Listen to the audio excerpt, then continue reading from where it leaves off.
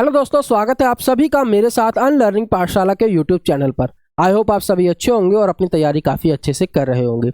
आज की इस वीडियो के बारे में जो बात करेंगे हम वो करेंगे CHSL 2023 मेंस के पेपर के बारे में, जिसकी आंसर की कल रात को आई 13 जनवरी को। पेपर इसका हुआ था 2 नवंबर को। इतनी लेट आंसर की इसलिए आई क्योंकि कुछ बच्चों का पेपर 10 जनवरी को करवाया गया और 10 जनवरी के बाद 2 से 3 दिन में इसकी आंसर की आ गई। अभी तक आपने अपने आंसर की देख ली होगी और हर सब्जेक्ट के और ओवरऑल मार्क्स आपको पता चल गए होंगे और ये भी पता चल गया होगा कि कंप्यूटर के अंदर बहुत बच्चे फेल हो रहे हैं।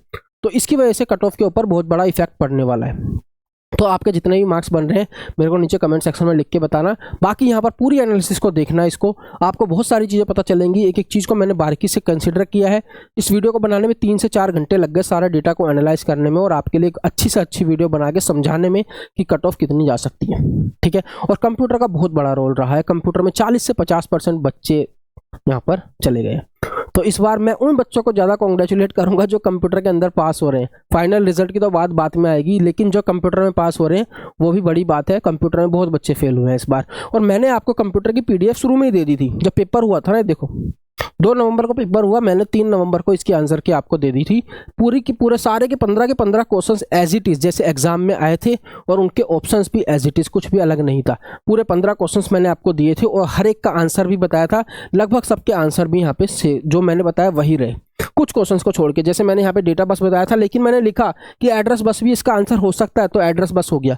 इसी तरह से इस क्वेश्चन में भी मैंने लिखा डेटा बस आंसर है, लेकिन एड्रेस बस होने के हाई चांस है, यही हो गया। इसी तरह से एक क्वेश्चन और था यहाँ पर, ठीक है, उसके अंदर मैंने आपको बताया था कि उसके आंसर मतलब दोनों हो सकते हैं और दोनों हो गए। तो 3-4 क्वेश्चंस को छोड़ करके बाकी सारे क्वेश्चंस एज इट इज वही आंसर थे जो मैंने बताए।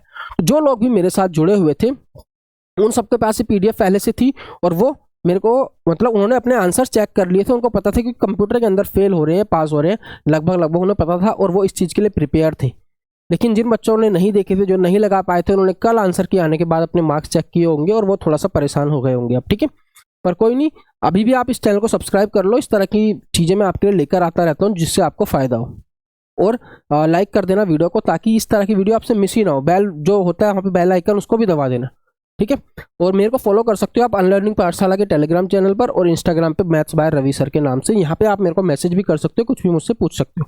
बाकी अपनी वीडियो के ऊपर चलते हैं दोबारा से। यहाँ पे अब जो सबसे बड़ा जो सवाल आ रहा है बच्चों के मन में वो यही आ रहा है कि सर अब नॉर्मलाइजेशन होगा या नहीं होगा। ठीक है, क्योंकि 2 शिफ्ट में पेपर हो गया। बेशक थोड़े से बच्चों का पेपर हुआ दूसरी शिफ्ट में 140-150 का, लेकिन नॉर्मलाइजेशन तो बनता है, क्योंकि सबके साथ भाई फेयर गेम होनी चाहिए ना, किसी के साथ कोई भेदभाव नहीं होना चाहिए। अब भेदभाव ये कर देते हैं, कैसे कर दिया इन्होंने भेदभाव। देखो यहाँ पर अगर आप देखोगे एवरेज मार्क्स देखोगे, अगर कंप्यूटर के अंदर 30 नंबर जा रहे हैं 10 तारीख वाली शिफ्ट के। 10 तारीख वाली शिफ्ट जो है, जो 10 जनवरी को हुई, वहाँ पे एवरेज मार्क्स कंप्यूटर में 30 नंबर जा रहे हैं। और अगर हम 2 नवंबर वाली शिफ्ट की बात करें तो यहाँ पे एवरेज मार्क्स जा रहे हैं 12 नंबर है। अब देख लो ये क्या हो गया, नाइंसाफी नहीं होगी। यहाँ पर एक शिफ्ट में कितने नंबर, क्या हो रहा है ये, 1 मिनट। हाँ, यहाँ पर एक शिफ्ट में क्या हो रहा है, 12 नंबर बन रहे हैं और एक शिफ्ट में 13 नंबर बन रहे हैं एवरेज। मतलब कि इस शिफ्ट के अंदर तो सारे बच्चे पास हो गए कंप्यूटर में, और इस शिफ्ट के अंदर 50% बच्चे, लगभग 40 से 50% बच्चे फेल हो रहे हैं। तो ये तो नाइंसाफी हो गई। तो ज़्यादा चांसेस यही है कि नॉर्मलाइजेशन जो है इस पेपर के अंदर होगा। ठीक है, नॉर्मलाइजेशन इस पेपर के अंदर होगा, बहुत ज़्यादा चांसेस है। लेकिन मैं भी इस चीज़ के लिए श्योर नहीं हूँ और बाकी कोई भी टीचर यूट्यूब के ऊपर श्योरिटी के साथ ये नहीं बोल सकता कि नॉर्मलाइजेशन होगा या नहीं होगा। ये SSC के ऊपर है, SSC क्या करती है, और वो कुछ भी कर सकते हैं, कुछ पता नहीं उनका। ठीक है, वो रिजल्ट एक बार देने के बाद रिवाइज रिजल्ट निकाल के कुछ बच्चों को बाहर भी कर सकते हैं, ध्यान रखना। तो उनके ऊपर हम कुछ कह नहीं सकते, वो क्या करेंगे, कंसिडर करेंगे, ये ज़्यादा चांसेस है। नॉर्मलाइजेशन मतलब करेंगे, ये ज़्यादा चांसेस है, कम चांस है कि नहीं करेंगे। बाकी देखते हैं फाइनल रिजल्ट जब आएगा। ठीक है, तो मैं जो ये वीडियो बना रहा हूँ इस चीज़ को ध्यान रखना, मैं नॉर्मलाइजेशन को कंसिडर नहीं कर रहा हूँ। मैं उन जो बच्चे कंप्यूटर में फेल हो रहे हैं रैंक मित्रा के डेटा के अकॉर्डिंग, उसके ऊपर बात करूंगा और उन बच्चों को हटाकर फाइनल कट ऑफ पे हम पहुंचेंगे।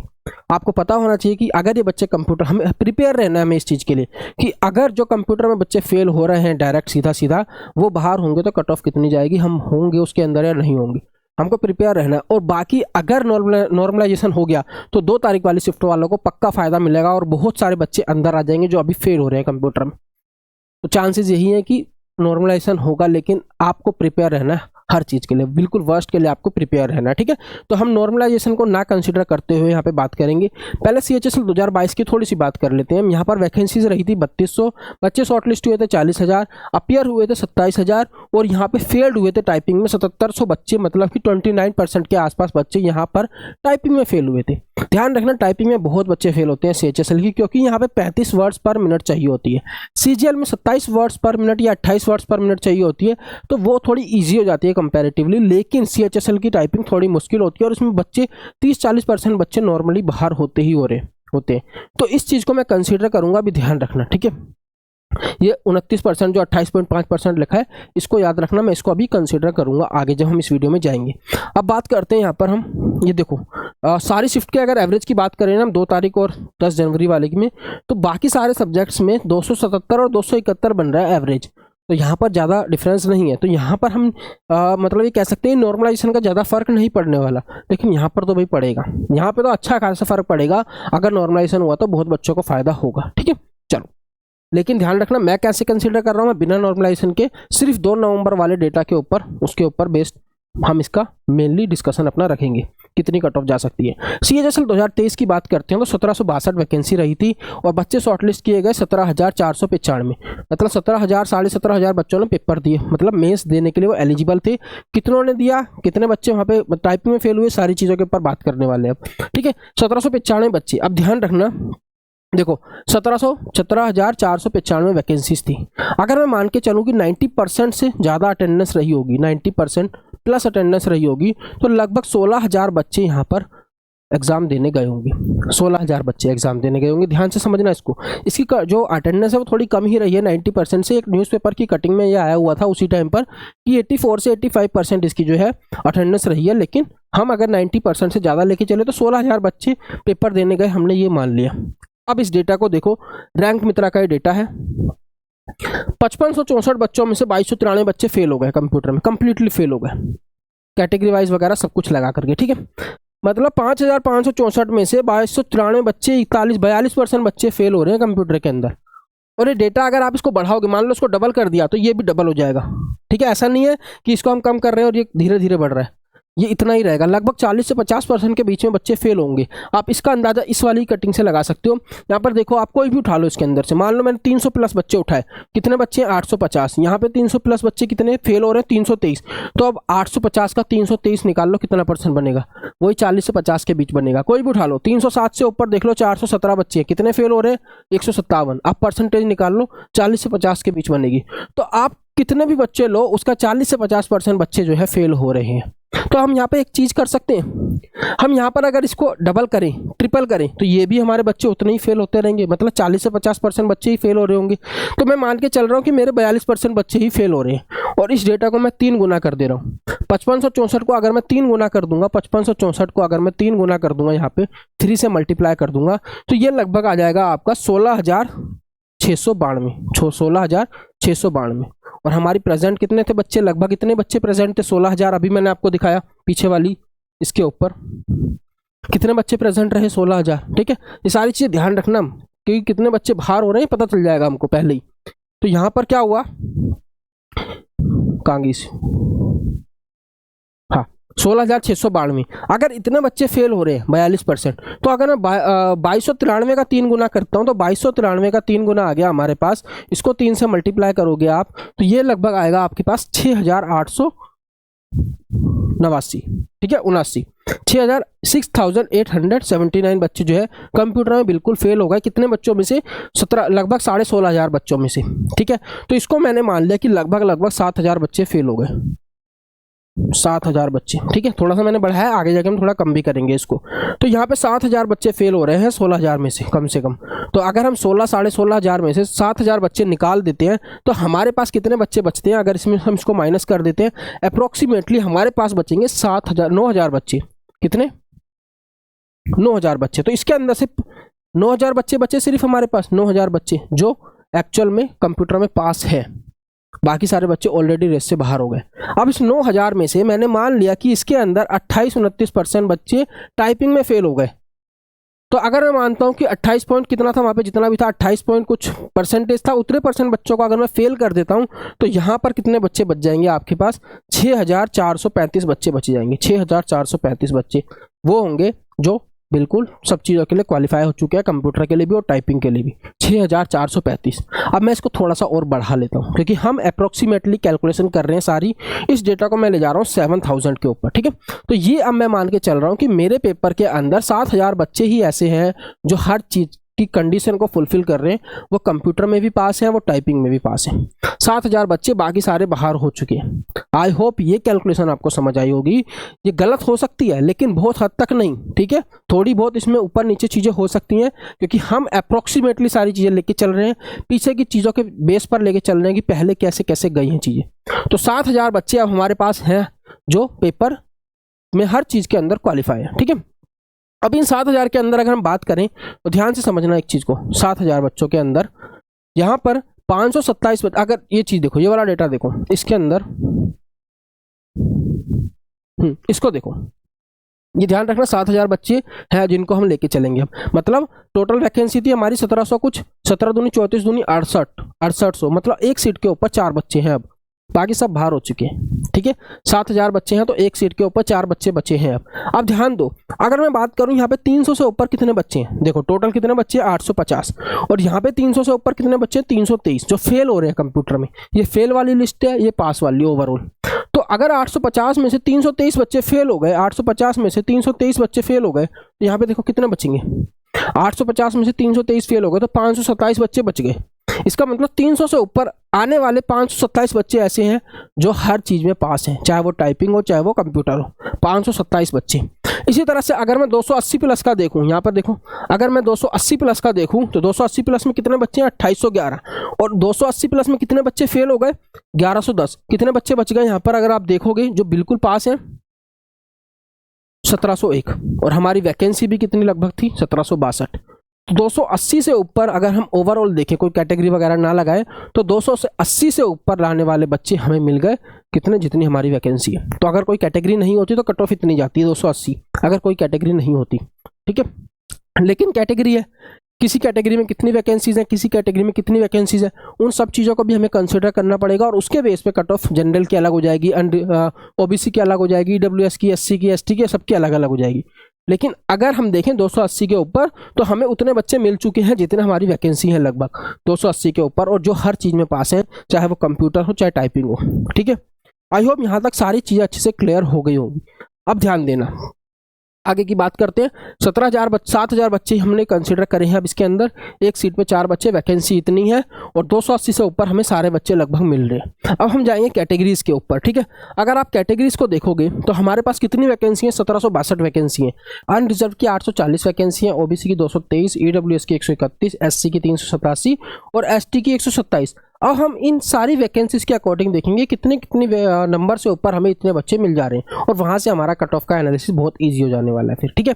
बात करते हैं पहले ओबीसी से। यह चार्ट आप देखो यहाँ पर मान लो कि मैं 300 से ऊपर बच्चे ले रहा हूँ, 300 से ऊपर। ध्यान देना मैं कैसे कैलकुलेट कर रहा हूँ, आप खुद भी कैलकुलेट कर सकते हो।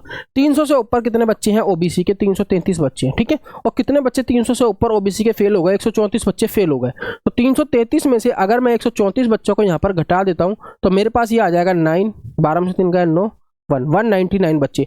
मतलब 300 से ऊपर मार्क्स लाने वाले हमें 199 बच्चे ओबीसी के मिल जा रहे हैं जो हर चीज़ में पास हैं, चाहे वो आपकी कंप्यूटर हो, कंप्यूटर की टाइपिंग हो, और चाहे कंप्यूटर हो, ठीक है। 199 बच्चे 300 से ऊपर ओबीसी के ऐसे बच्चे हैं जो हर चीज़ में पास हैं। और अगर मैं 290 से ऊपर बात करूं तो मैंने कैलकुलेशन यहाँ पे करी हुई है सब, 290 से ऊपर आपको ओबीसी के कितने बच्चे मिल जाएंगे 446, ठीक है। तो आप यहाँ पे देखो ओबीसी की वैकेंसी कितनी है 223, तो लगभग आपको इनके बीच में ये बच्चे मिल जाएंगे। तो ओबीसी की कट ऑफ कहाँ रहने वाली है हमारी, 290 से लेकर के 300 के बीच रहने वाली है। इसी तरह से अगर मान लो मैं एससी की बात करता हूँ, एससी की, ठीक है। एससी के अंदर हम देखें, अगर एससी के अंदर 290 से ऊपर बच्चे हैं 80, 290 से ऊपर मार्क्स लाने वाले बच्चे 80 हैं जो हर चीज़ में पास हैं, और 270 से ऊपर लाने वाले बच्चे कितने हैं, ये हमारे पास हैं 305, और हमारी एससी की वैकेंसी कितनी है 387, तो लगभग इसके ऊपर थोड़ा सी जाएंगे हम तो इतने बच्चे मिल जाएंगे। तो हमारी इसकी कट ऑफ एससी की कितनी जाने वाली है 270 से लेकर के 280 के बीच जाने वाली है। इसी तरह से आप बाकी के कैटेगरी का कैलकुलेट करोगे तो एसटी पे आपको 200, एसटी के अगर हम देखें तो 260 प्लस पे आपको मिल रहे हैं, 260 प्लस पे आपको 142 बच्चे मिल रहे हैं, 142, और वैकेंसी कितनी है 127। इसका मतलब 260 से ऊपर थोड़ी वैकेंसी इसकी जो कट ऑफ जाएगी, मतलब 260 से 265 या 270 के बीच जाएगी। इसी तरह से आप ईडब्ल्यूएस का देखोगे तो ये जाएगी, ये भी आपकी 290 से 300 के बीच जाएगी। ठीक है, तो इन सारी चीज़ों को कंसिडर करके अगर हम देखें तो अपनी कट ऑफ को तो अभी बताऊंगा कितनी जाएगी। और ध्यान रखना इनके अंदर बहुत से ऐसे बच्चे होंगे जो अपनी कैटेगरी में सिलेक्शन ना लेकर के एक अनरिजर्व की कैटेगरी में सिलेक्शन लेंगे, तो उतनी सीट यहाँ पे वैकेंट होंगी और बच्चे यहाँ पे आते रहेंगे, तो इस वजह से थोड़ी सी कट ऑफ इनसे ऊपर ही लेके चलेंगे हम। ठीक है, ठीक से सारी चीज़ों का एनालिसिस करके अगर मैं आपको कट ऑफ बताऊँ यहाँ पर जो जाने वाली है वो रहेगी अनरिजर्व की हमारे पास रहने वाली है कितनी 300, और ओबीसी की अगर हम बात करें तो ओबीसी की रहेगी यहाँ पे 294, ईडब्ल्यूएस की रहेगी यहाँ पे ये भी रहेगी 294, एससी की रहेगी 275 और एसटी की रहेगी हमारे पास 265। ये सारी कैलकुलेशन मैंने करके लिखी हुई है, इसलिए मैं वहाँ से देख के लिख दे रहा हूँ। तो ये क्या है हमारे पास, ये है CHSL 2023 मेंस की final cut off, CHSL 2023 mains final cut off. ठीक है, बहुत एनालिसिस करी गई है इस चीज़ के लिए, बहुत डीप में जाकर के एक चीज़ को समझा गया है बारीकी से, और मेरे को 3 से 4 घंटे लग गए सारी एनालिसिस करके इस वीडियो को लेकर आने में।